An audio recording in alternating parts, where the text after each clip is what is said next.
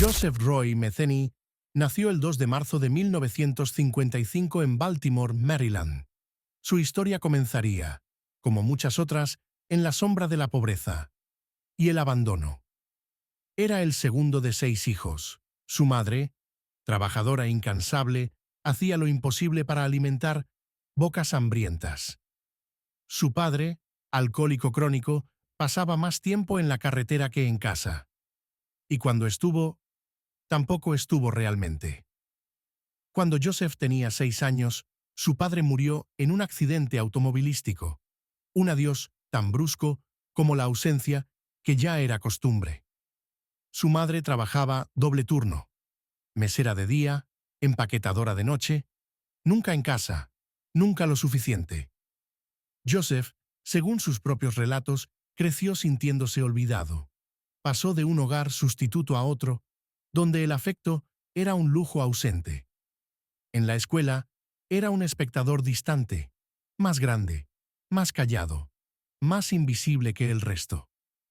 Buscando escapar de un presente gris, se alistó en el ejército de los Estados Unidos a los 18 años.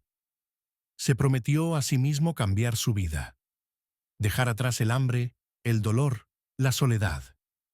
Su madre afirmaría más tarde que Joseph nunca fue enviado a Vietnam, aunque él contaría historias de adicciones, horrores y cicatrices invisibles. Fuera cierto o no, Metheny regresó distinto, más aislado, más oscuro, y con una dependencia que marcaría su destino. La heroína. El niño olvidado en Baltimore se había convertido en un hombre invisible, uno que, pronto, sería imposible ignorar. A principios de los años 90, Joseph Metheny trabajaba en una planta de pallets en la zona industrial de Baltimore. Vivía en una caravana junto a la fábrica, solo, aislado del mundo y de sí mismo. Su vida estaba marcada por la droga, el alcohol y una rabia latente que no tenía nombre, pero sí dirección. En 1994, su pareja lo abandonó, llevándose consigo a su hijo pequeño. Metheny quedó devastado, y esa pérdida, real o distorsionada, se convirtió en excusa para su odio.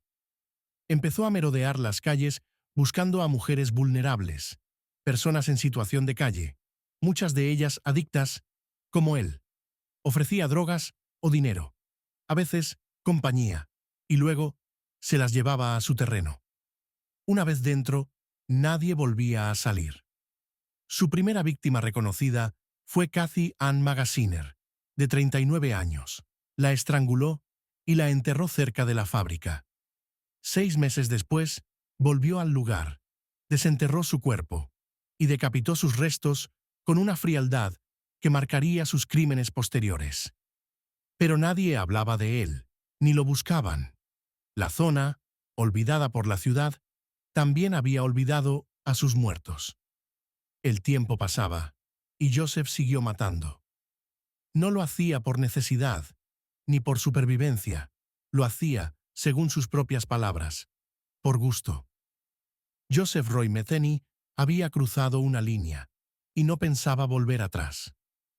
En una ciudad que ya lo había olvidado, Joseph Roy Metheny encontró un disfraz perfecto, una parrilla, una carpa improvisada y un letrero oxidado que decía «comida rápida».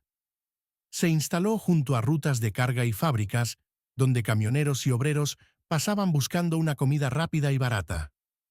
Por unos pocos dólares ofrecía hamburguesas caseras, jugosas, sabrosas, irónicamente, populares. Lo macabro era invisible, porque nadie imaginaba que la carne que estaban comiendo no era solo de cerdo. Joseph confesó más tarde que mezclaba restos humanos con carne de cerdo y vacuno, y los cocinaba para venderlos como hamburguesas. Según él, nadie notó la diferencia. Así encubría sus crímenes. Así desaparecían los cuerpos, no en el río, no enterrados, sino servidos. Era un asesino que no ocultaba sus actos, los transformaba, los disfrazaba con pan, sal y mostaza. El puesto nunca fue inspeccionado, nunca cuestionado. Era solo otro más, en una ciudad rota. Para Metheny, aquello no era solo un negocio, era una burla, una forma de demostrar que podía cruzar cualquier límite y salirse con la suya. No mataba por necesidad, mataba por poder, por la sensación de control absoluto, incluso sobre la vida de quienes no sabían qué estaban comiendo. Él se sentía intocable, dueño del destino de sus víctimas y del apetito de sus clientes. Joseph Metheny encontró en ese lugar la mezcla perfecta entre crimen y rutina. Durante años, Joseph Metheny caminó libre entre fábricas, callejones y carreteras. Pero su rastro de sangre no iba a ser invisible para siempre. En diciembre de 1996, una mujer llamada Rita Kemper logró escapar. Había sido llevada contra su voluntad al remolque de Metheny, pero resistió, peleó y huyó. Su testimonio fue claro, directo y suficiente para que las autoridades fueran a buscarlo sin titubeos. Lo encontraron en su zona de confort, frente a su parrilla, con la misma tranquilidad que quien no teme perder nada. No opuso resistencia, no negó nada, y cuando comenzó a hablar, nadie estaba preparado para escucharlo. Durante los interrogatorios, Metheny confesó todo: los asesinatos, el desmembramiento, el uso de carne humana en sus hamburguesas. Lo relataba con calma, como si estuviera contando anécdotas, no crímenes. Los agentes quedaron desconcertados, no solo por lo que decía, sino por cómo lo decía, sin remordimiento, sin emociones. Él mismo lo explicó: no actuaba por necesidad, sino por el placer de tener el control total sobre otra vida. La noticia se esparció por todo el país. El horror tenía rostro, tenía nombre, y había estado cocinando al borde de una carretera cualquiera. La evidencia fue devastadora: restos humanos, herramientas ensangrentadas, ropas de víctimas olvidadas. Él no pidió perdón, no mostró culpa, solo dejó claro que, si no lo hubieran detenido, habría seguido matando. Fue la voz de una mente quebrada, una que por años había hablado solo para sí misma. El caso de Joseph Roy Metheny no solo estremeció a la ciudad, también cuestionó los límites del horror y de la justicia. Durante el juicio, su presencia era perturbadora. Callado, relajado, sin el menor atisbo de arrepentimiento. La evidencia era sólida: fotografías forenses, restos óseos, confesiones grabadas. No había margen para la duda. El testimonio de Rita, la mujer que logró escapar, fue la pieza clave. Su voz representaba a todas aquellas que no pudieron contar su historia. Cuando se le acusó de feminicidio, de secuestro y de canibalismo, Metheny no protestó, solo sonrió. Sus propias palabras se convirtieron en su sentencia, no por lo que hizo, sino por lo que disfrutó hacer. El jurado no tardó en deliberar.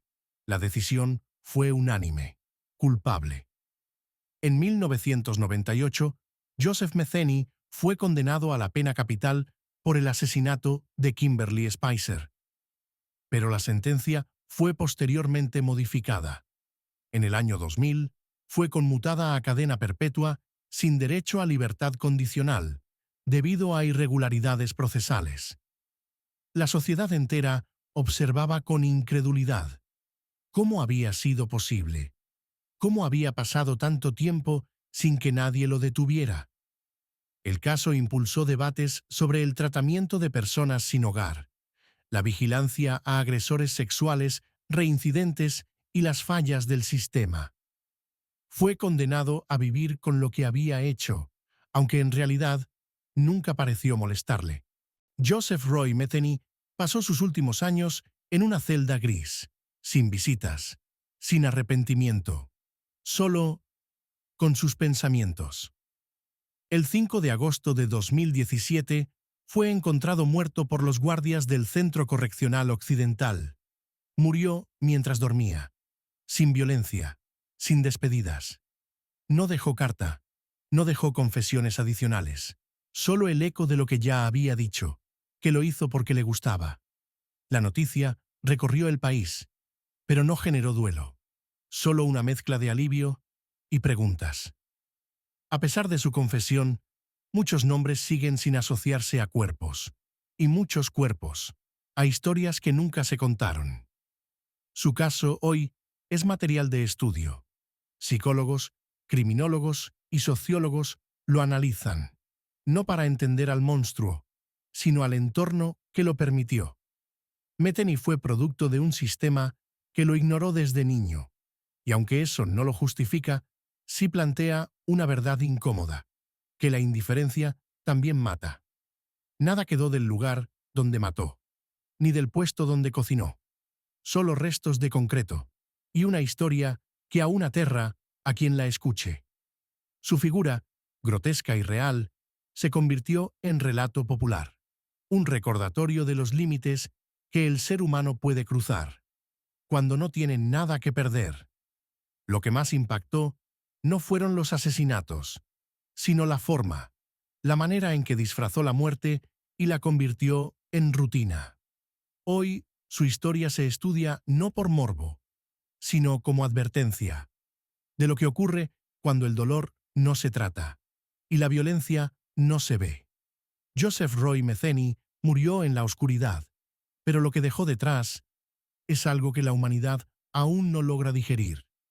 Si el video te gustó, suscríbete, dale like y activa la campana de notificaciones. Nos vemos en el próximo video.